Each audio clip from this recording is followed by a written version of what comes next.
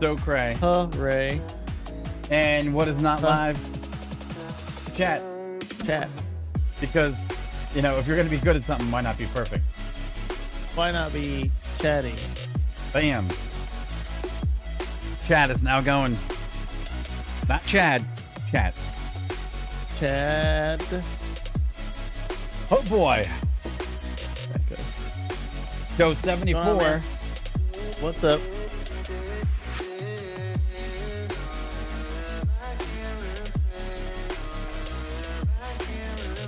What's up? Wants me to verify. Doesn't make a difference. Ah, wait a second.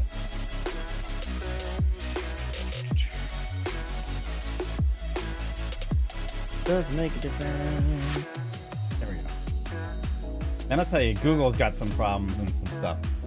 Where sometimes it's just like it freaks out because it thinks I'm under my personal account. It says, whoa, we need to verify it's you. And I'm like, no, I did this from the show account, not from my personal account. Shut up. And leave me alone. Wow, yes. Well, I mean, YouTube Studio should be smart enough to figure out that obviously I'm not well, you know it. All right, you know what up? It says what it is. Because then it's like, verify it's you. I'm like, it is me. I don't have all the keys to the other castles of everybody else's screens. Yes. How are you today? Good, man. What's going on? Just stop and chat, like always. All right, I want to call it 10 seconds. 10 seconds. Why not? I don't know. 5 seconds. Nobody knows. And hello, everybody. Welcome. Not your average show. Mike Corey here with you. It is August the 19th. Yeah. Yep. It is the 19th. 19th. It is Thursday. And we are live once again from the Central Florida area. Not your average show. We got so much to bring you today. Actually, we got a little bit of a different format because when we only find two worthy things really of talking about, and that happens, right? Because it's slow news day. I guess that's what it comes down to. Yeah, sometimes, right? yeah. We have to talk about some other things. So today we're going to be talking to you about Honeywell. And okay, let me just say this. Just because we only have the two, the one for Honeywell is actually pretty enormous for the drone market. Actually, pretty cool. Actually, we'll play a video. Cool. We'll explain it. So Honeywell's got an entry into the drone market that's going to improve range and give them a sweet package that's going to make them beyond line of sight capable, which is big. Number one. Number two, Corey found a great article on the fact that your video game collection might be worth a whole hell of a lot more than what you thought. And on top of that, we're going to talk about what's going to actually happen in the consumer drone marketplace, because as you know, the consumer drone marketplace is dictated by all sorts of rules by the FAA. And lastly, what assesses value on today's things that we find as tangible. So with that, hey Corey, how are you, bro? Good, man. What's going on? Happy to see everybody in the chats on the interwebs and all that. So hey, interwebs, we are here. Yeah, you know, hey, it's just a Thursday, and you got anything cool going on? No. All right. It's Thursday. No, not really. I mean, you know. All right, I'm gonna squeal on us here for a little bit, just get, you know, break some ice. Corey and I occasionally we play World of Warships together. We haven't streamed in a long time, but we found a new game that likens itself back to the old Amiga days, which was Carrier Command, but it's called Carrier Command 2, available on Steam. And it's actually in early access, so we decided to pick it up. Yeah. In 1 week, the game went from $39 to $49, which is kind of cool. But the neat thing is there's some bugs in the game. Right? Oh, you're gonna talk about all our trial and error last night? So last night, last night we decided we'll go back into our original game. We'll be like, hey, you know, pretty cool. Let's see what's going on. So tell them what you found when you launched the game. What did you see? Well, first off, some little bit of context. We played a game together, and it's an open lobby. People can join if they got the password. But anyways, just me, Mike, and another person in there, and everything was fine. We're on the bridge. You're in first person mode. You can move to all the stations, control the helm, control the drones, control power supply, logistics. It's pretty cool for a game. But getting back to it, when you loaded back in, I looked at the map, the situation map, and I'm looking at the map, and I'm like, why is there a plane, a drone, miles away. There was I don't know what Yeah. that's all about. So So maybe it's a bug, but yeah, anyway. so it's funny because the game gives you the ability to use a deck gun, some cruise missiles, and it also has an albatross, which is basically like a global hawk type drone, and then it has some sort of helicopter drone that you basically use. So, and you can jump into these aircraft whenever you want. You can just set them on routines to go. And yes, we have a lost sheep, this albatross, which is like a global, hawk, which is miles away from where we're supposed to No be. clue why it's And it's down just there. hanging out by itself, and it comes up, and it's automatically at 26% fuel. And we're looking at each other, we're like, Yep. well, in this game, the carrier can be pretty fast, the drone can be pretty fast, but we're like, man, we're both looking at each other like, this is like the perfect distance to not be able to salvage this piece of equipment. And Yeah, I'm like the chances are yeah, low. so Corey could tell you something about barges because you have to get materials shipped to, as you conquer these islands, you have to get materials shipped to your ship. So you do this resupply on the go. So why is it valuable to reclaim the drone, basically? Yeah. So basically, again, you have in the same sense that it's kind of trying to be realistic about how the game would be if you actually were on a carrier launching drones. We have a limited supply of drone chassis. You outfit them and you launch them, you use them. If you lose them through running out of fuel, they get shut down, whatever, they're gone. You don't just make more on the ship. You got to Gone. get more somewhere.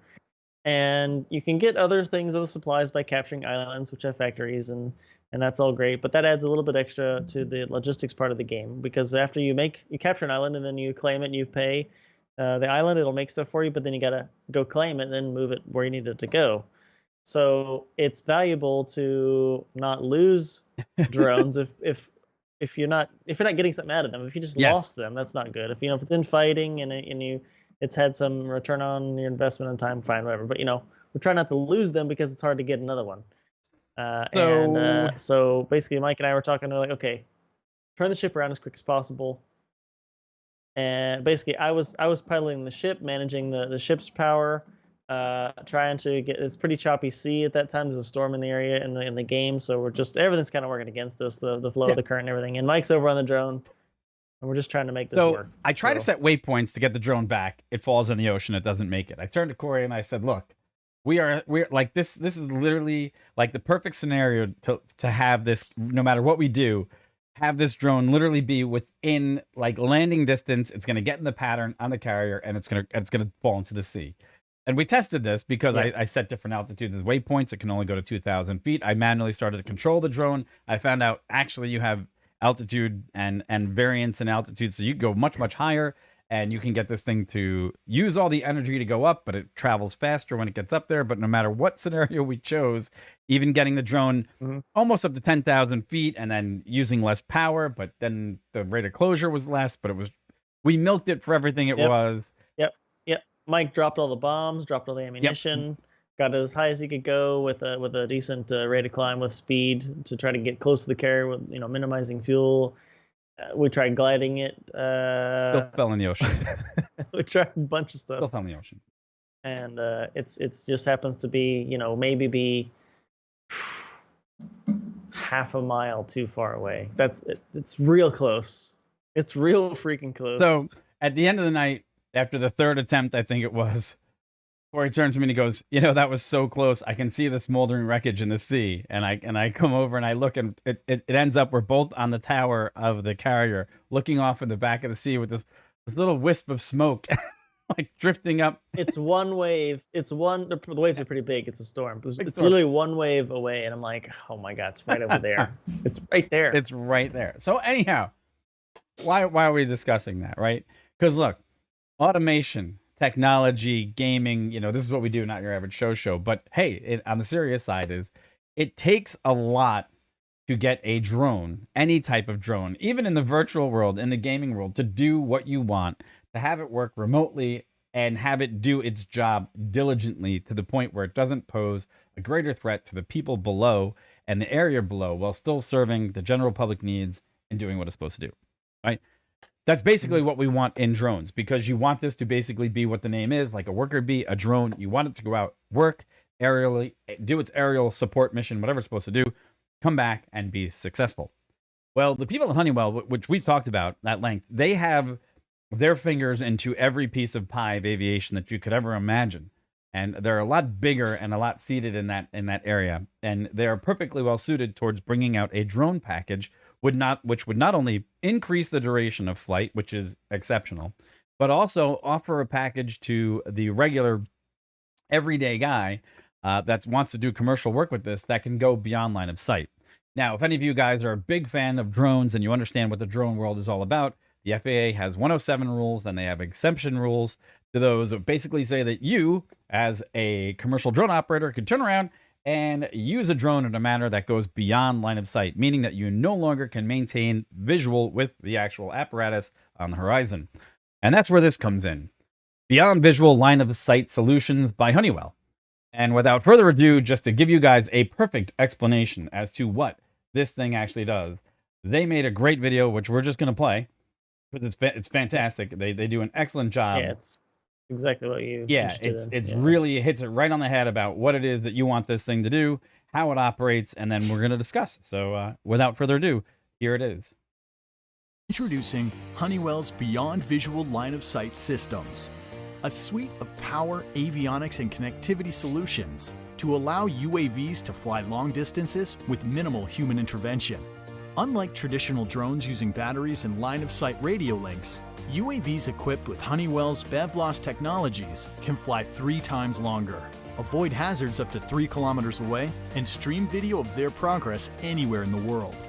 The BVLOS suite comprises a 600 or 1200 watt hydrogen fuel cell, the RDR-84K multipurpose radar, Honeywell's inertial measurement units, and the world's smallest and lightest satellite transceiver. Together, these elements help drones conserve power and improve safety.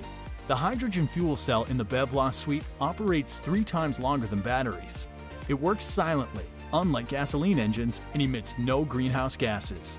The RDR-84K phased array radar can detect aircraft and obstacles, map terrain, identify landing zones, operate as a radar altimeter, and provide alternate navigation if GPS fails.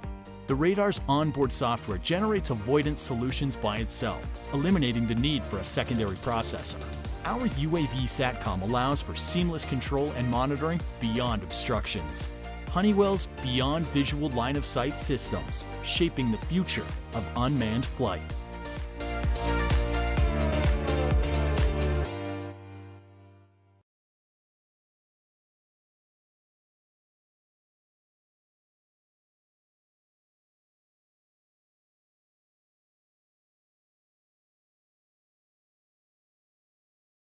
Wait.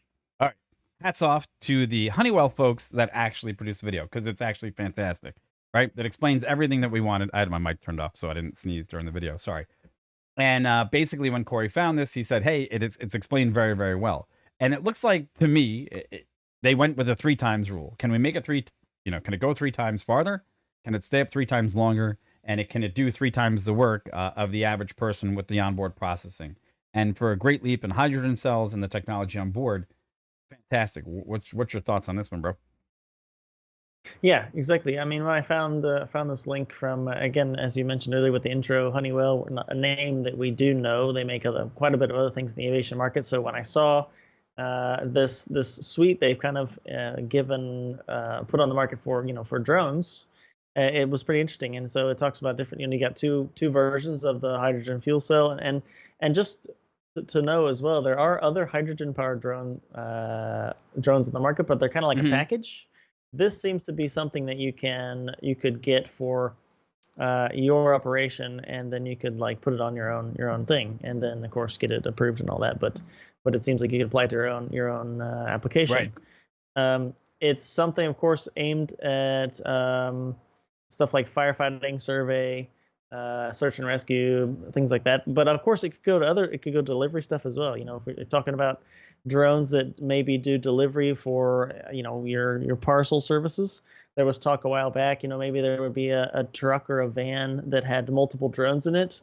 It would drive around, and the drones would kind of fly out of the truck or the base station, if it had base station, go to make deliveries, and then that vehicle would serve as like the base station, and then they would all come back. This obviously would be beyond visual line of sight for those kind of applications. And this obviously is going right along with that. It would be obviously not battery powered. So when the drones got back to wherever they took off from, put more hydrogen on board, ready to go. Basically, it's a bit quicker than if you went. I mean, you could do batteries, of course, but it's maybe could argue not as quick.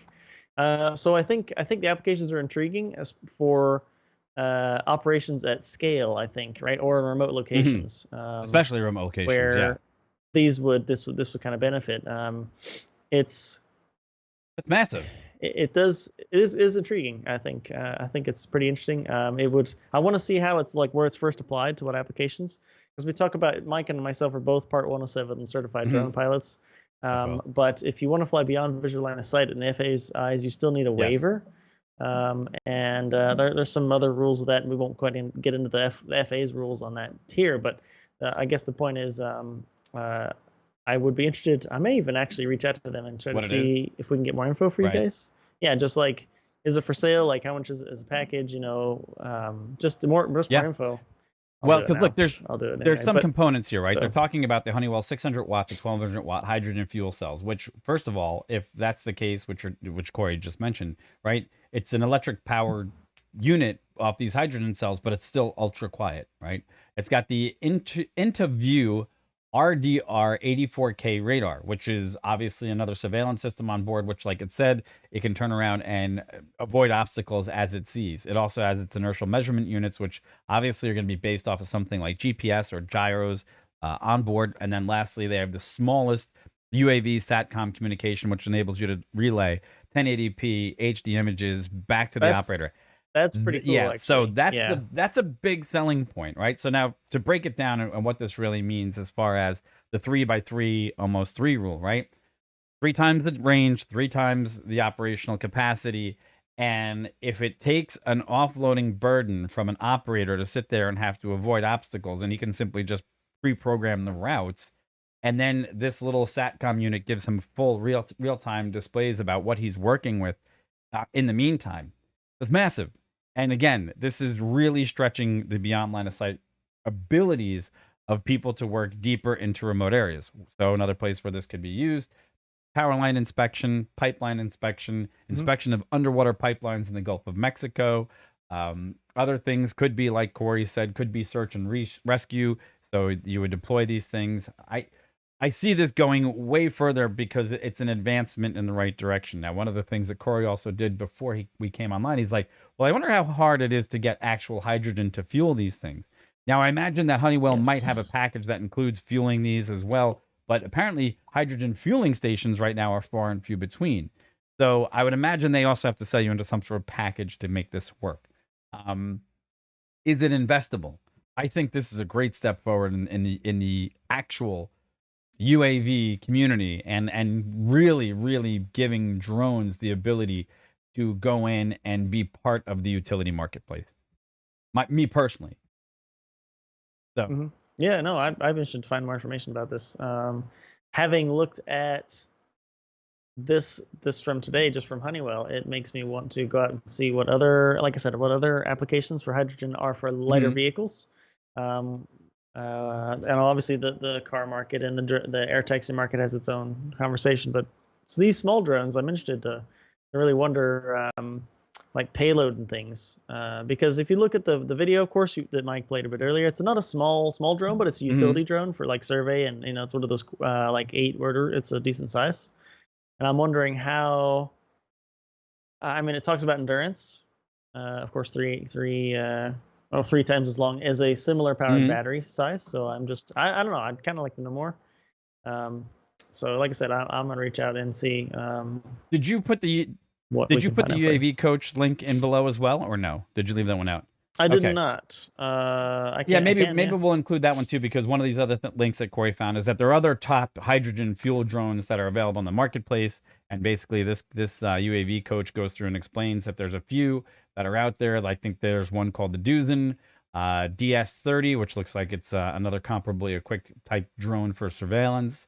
Another Hyde drone 1550 from Skyly that looks pretty cool.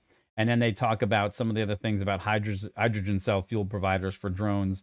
And obviously there's enough in here because honestly, I didn't really think about, here's another one for agriculture that could be used. I didn't think that hydrogen would be the go-to because everybody's so hot on electricity.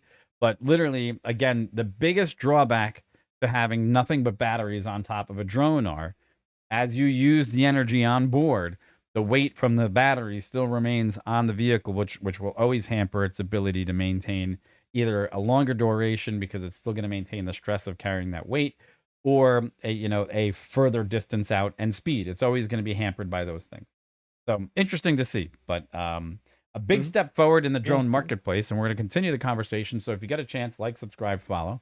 Let us know what you think in the comments below and what this means for Honeywell and its entrance into the UAV market, because they've been there before.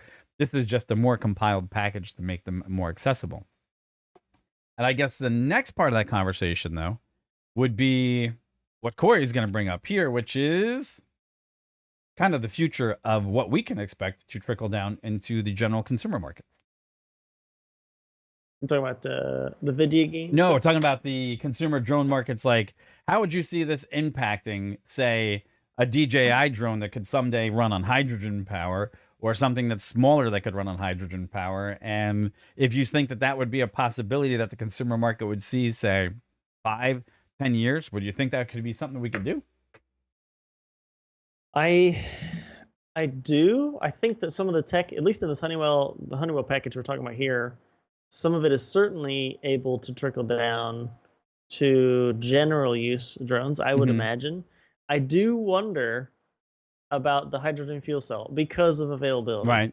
Right. The radar, the inertial system, the SATCOM, I think that all has use in a use case for general drones, whether it's tracking or communication or the drone itself communicating with other drones, which is there's a lot to talk about there. But I think my thought initially, like on all the other tech for this particular conversation, would be like the fuel cell itself. Right.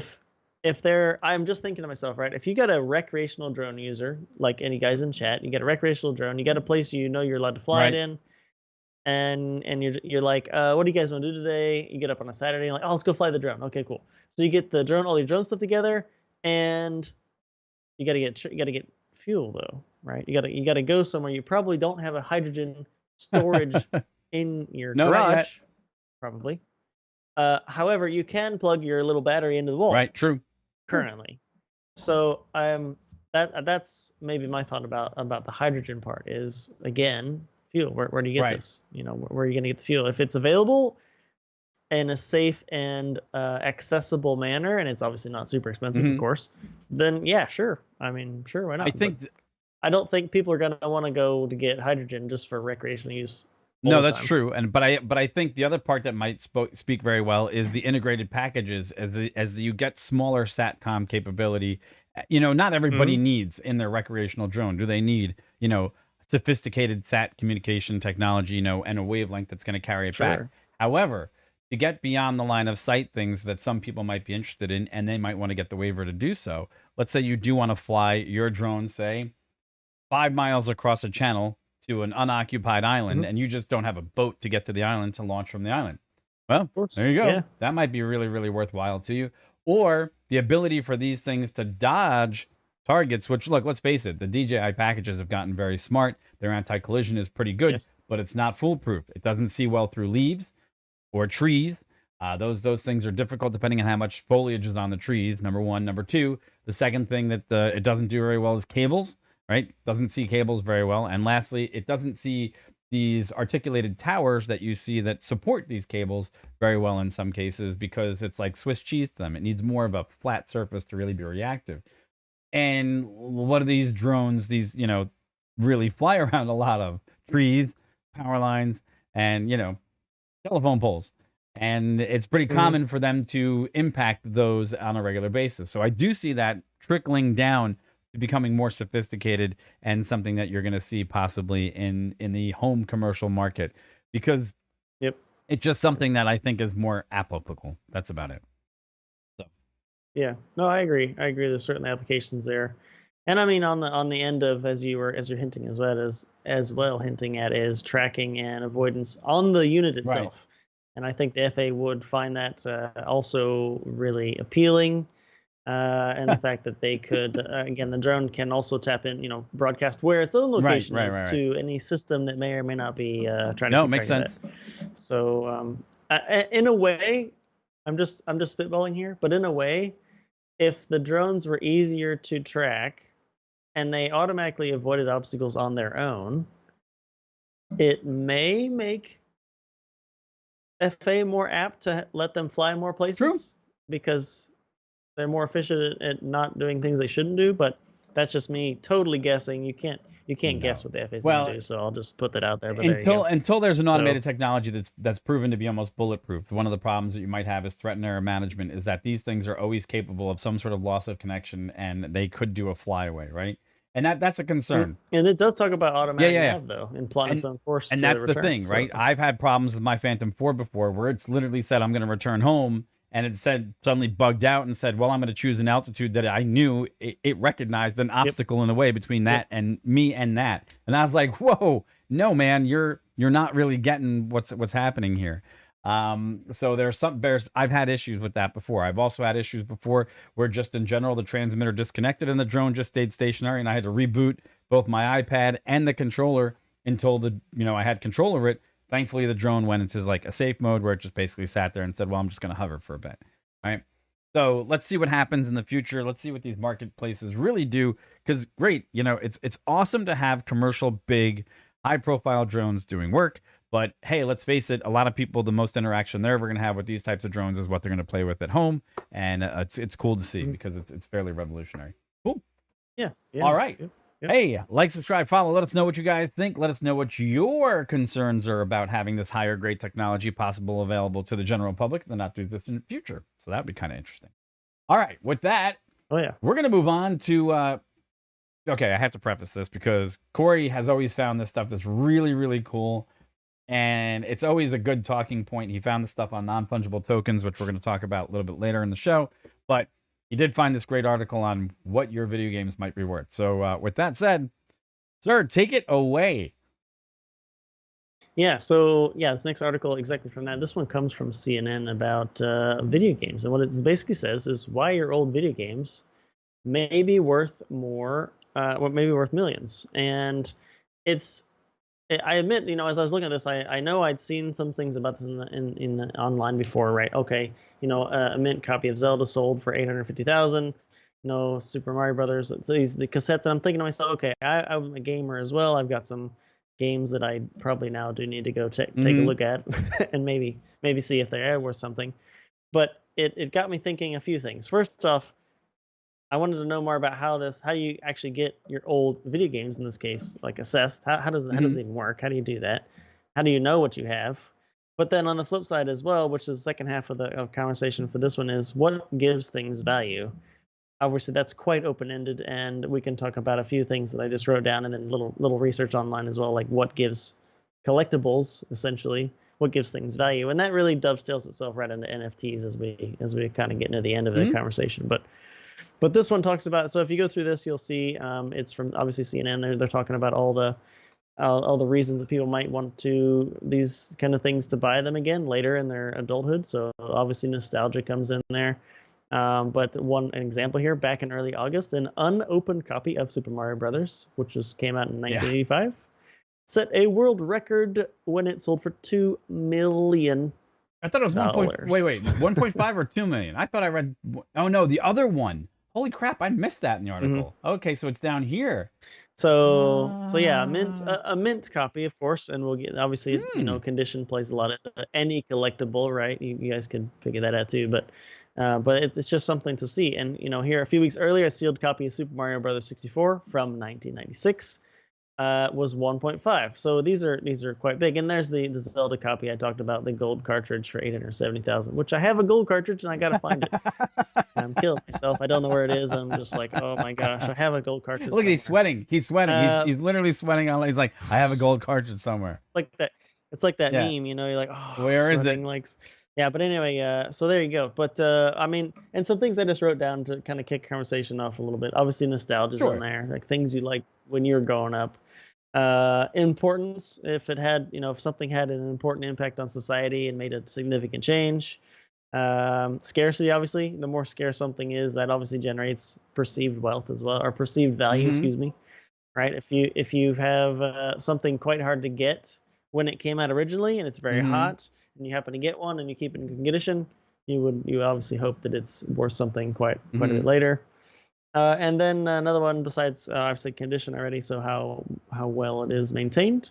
And then the last one, and then I'll kick it back to you, Mike, of course, is if you come across something that somebody famous owned, or somebody from history that is noteworthy owned, right? Then obviously that usually ends up making it more valuable. But I know as you go across the internet, and I'm sure chat can say too, like people collect anything, right? I mean, collectibles, stamps, baskets. People collect baskets. I mean, people collect obviously crystals, and people collect glasses sometimes. I mean, it's kind of interesting, and that People got stamps. I know it's that it's not to knock it. What gives it value is like the human aspect. You're literally just making something arbitrarily worth more because some person said it's worth more. Basically, okay, basically but see, okay. Here's the thing. For video games, I understand the deal, right? And here, let's take a look. Reason why Atari 2600 burst on the scene. You had ColecoVision, you had Pong, you had a couple other games before that were trying to break into what this video game market was. But the 2600 makes its first break. At the same time, in the arcades, you have Donkey Kong, Pac-Man, you have Defender, you have Space Invaders, you have all these in arcade video games blowing up, but the home arcade is just kind of doing its thing. And suddenly, this market starts to emerge where you see, Intellivision come up. You see the second version of ColecoVision come up. You see after that, everyone, Vectrex get involved. You see Atari make computers. You see computers grow into gaming systems. And conversely, this entire market emerges in mine and your lifetime, right? So that's kind of interesting. And how this value goes and how it gets assessed goes back to one thing, which I think is emotion, right? People have an emotional. Yes. They think back to their glory days of when they were little, where life was a little simpler, things were a little easier, and then this is how you get, a Zelda copy of a game for $870,000. The same way that you say, you see a Babe Ruth rookie card for people that grew up in the 1920s and 1930s, and they say, by the way, that was a nostalgic time in my life. I look at Babe Ruth, and there's a lot of value there. Right? Brought me great memories. And I think it's pastime. I think a lot of the things that we assess value to have to be, how did you, not only is it how you look at the past and how that went, but how you passed the time at the time when you assessed value to this object, right? So you passed time with it. You literally sat back, relaxed, and enjoyed. And I think that those are some of the things that, particularly with these video games in this marketplace, is immense, that you really can't. Before these days, you could read a book and you could assess a value to a book. You could look at a sports card and you could assess some value to it, and you could stare at that thing all night long. But you get 3 dungeons into a Zelda game, or you get 4 maps into a Mario game, and you spend a week doing it, and you spend the time perfecting it.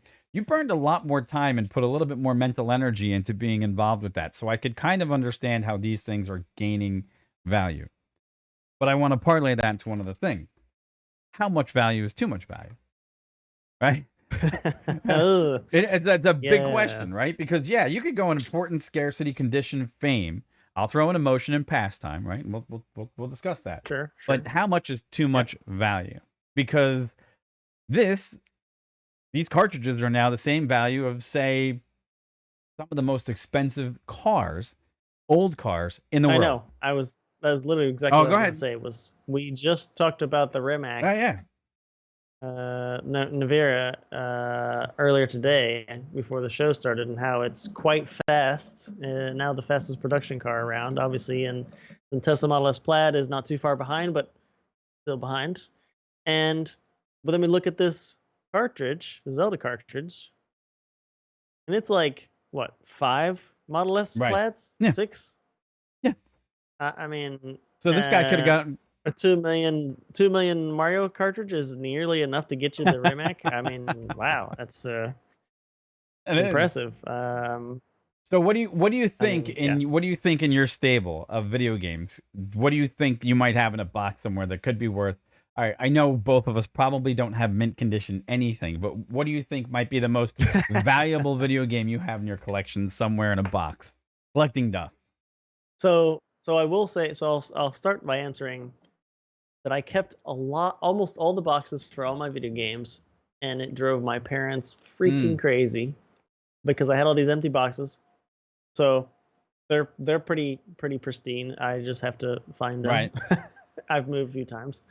And then, but like you mentioned as well, yeah, I played basically every game I ever got, so nothing's mint, the cartridge. But I'd have to go back and see. I mean, and part of exactly what you're saying is I have to wonder, because we have another website, Wada Games. I'll just take a second to bring it up because it's part of my answer. And this website is listed in links down below, guys. But this company basically helps you assess how much your stuff's worth. And I have to do kind of more research on like what you think you got. It says, yeah, how does that work? Because I mean, I could say, well, I've got an old Star Fox thing that I think people would like. I do have some old Mario stuff I think people would like. I do have that gold cartridge, Zelda cartridge I'm still looking for.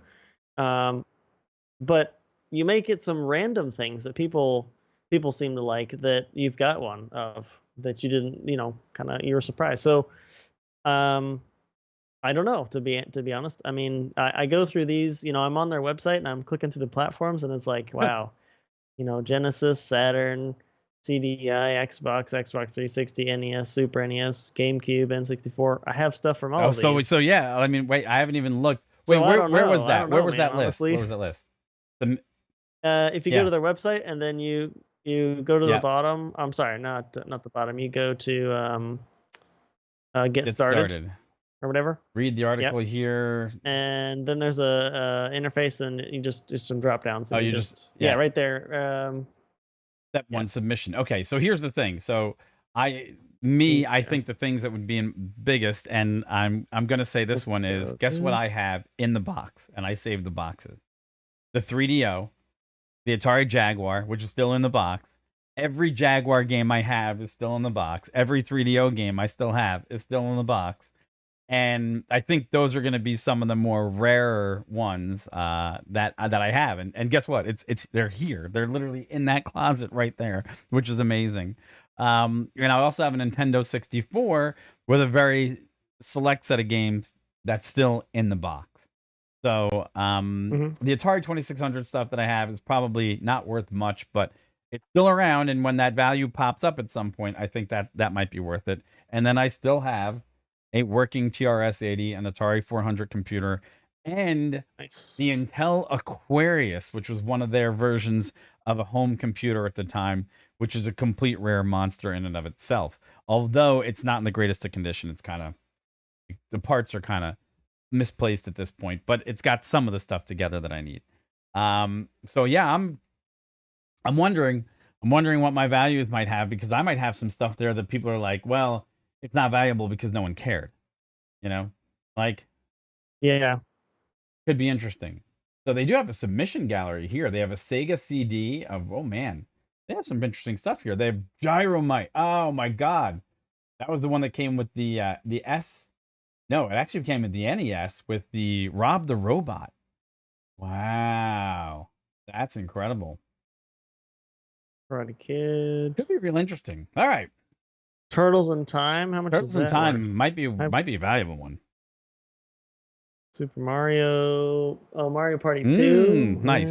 Hey, folks, remember, do us a favor, yeah. like, subscribe, follow. Let us know what you think might be in your stable of video games that might be actual worth it, and what you might find of value. And if you've got any interesting ones out there, let us know and get in touch with us and see if maybe we could do a little Not Your Average Show, swap or something. Some talking about it. But on the second, that'd be cool. Really cool. On the second part of it is, all right, so yeah, you have a box full of video games and they're valuable. But here's a bigger question, I think, that we really, really have to start asking. And that is, what tech do you think you have today, right now, in your possession, right? Oh, yeah. That is everyday tech that you use that really hasn't made it to that point of valuable yet, but is going to suddenly be valuable in 20, 30 years because people just threw them all away. And before the show, Corey and I were talking, and I was like, oh, it's got to be the cell phone. Like people. Maybe I had another one What? just now. If 30 years from now, VR and augmented reality is like really hitting really big, right? Really works. It's Right. everywhere. What about your freaking like Quest? Oh. Original Quests. You mean Or my original Quest? You remember that the Quest? What was that? Was it Nintendo VR where you put your head in this thing and it was all red? That thing was, and it sold terribly. Yes. It was It was not. like It gave me a headache after I used it for a while. What about that? What about thing? these? What about DJI goggles? Right? What about those? Are those going to be valuable? In a couple of years, where people go, "Oh my God, that was such cool technology." There's so many. You're right. I didn't even think about it. I think it's the Nintendo had the VR setup, and that's pretty neat. What other things that we could find, like computers? Nowadays, computers, right? People have found them to be very disposable. Now, there might be a person that has one MacBook Pro from every single year locked up in a case someplace, still wrapped in plastic, that when he decides, hey, it's time to break these open, what's left out there surviving in the marketplace, and he gets a bid from the Smithsonian 50 years from now, that could be something. Or the first iMacs. But I'm thinking that something just popped in my head when I'm talking about that. The iPods, right? The iPods that started the rebirth of basically Apple, that are now getting to be almost 14, 15 years old. Or maybe those, so it was 20. No, actually, they're getting to be almost 20 years old at this point. I wonder if those are going to start to creep up in value because they were literally the birthplace of where we found mobile technology make that jump from being analog and cassette tapes and CDs. And I mean analog that you needed a physical medium to transfer with you to a full-on digital one, right? Maybe that's the next place. I don't know. I don't know.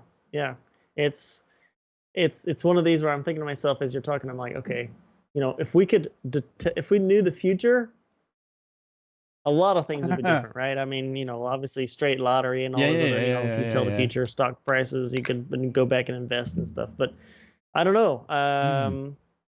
I'm not sure. I know it's kind of hard to say as far as what would be valuable, but I've read some people who talk about investing in collectibles now for the future, and they say, if you're looking to invest in whatever it is, if you have the money that you've put aside to invest in X product, and you could buy like 5 of those products, they say you might be better off served putting your money together and buying the best one of those products. Okay. Right? If you have enough money to buy like 5, well, put that together and buy the best one you can get with that same money. Okay, but then we say the same thing, like what's the best though? I mean that's all it depends. So it goes with the old saying that maybe more is not better. It's better to have higher quality. So perfectly valid, right?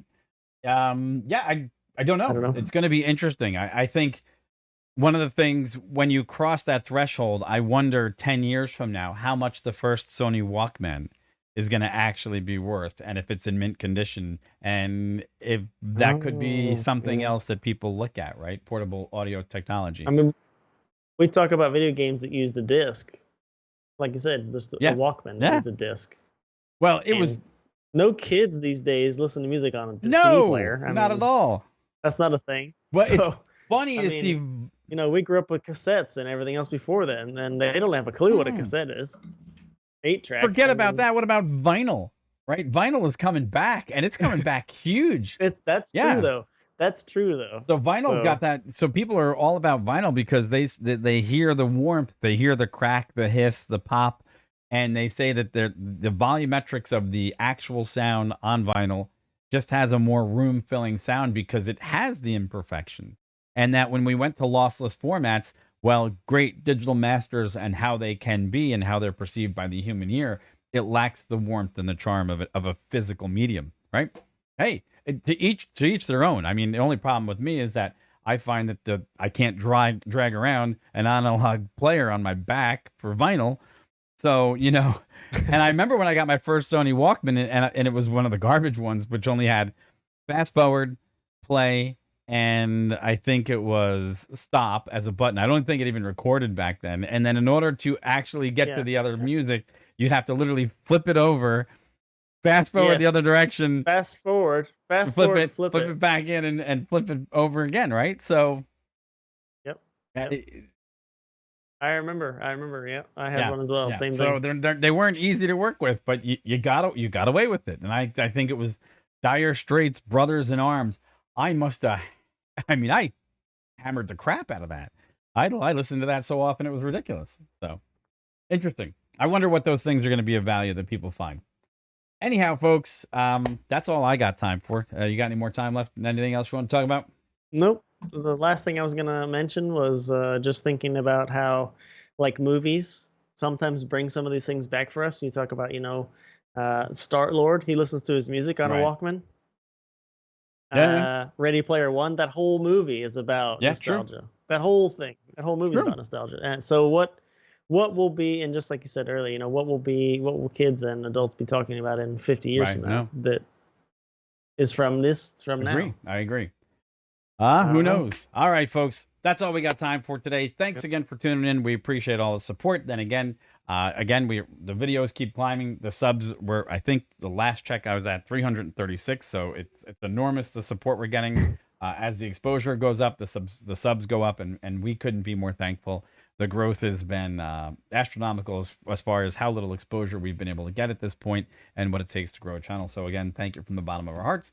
And yeah, we'll see you guys in another couple of days. We'll bring out some more content. I know Corey's got a quick vacation. He's going on a hiatus. So we'll be still producing some content to bring out to you guys and see what we can get done. But thanks for tuning in, and we'll catch up with you guys real soon. Take it easy. See ya. Bye-bye. Bye-bye. Bye-bye. We're going to play Carrier Command tonight. Playing the Harris. Are we playing Carrier Command tonight? Yeah, I think we should. Cool. We should. We'll have another chassis on. Oh, there you go. Perfect. So to replace the one that we lost, Nice. as you guys know from the stream. Awesome, everybody. All right, take care, everybody. Have a great day. We'll talk to you real soon. Bye-bye.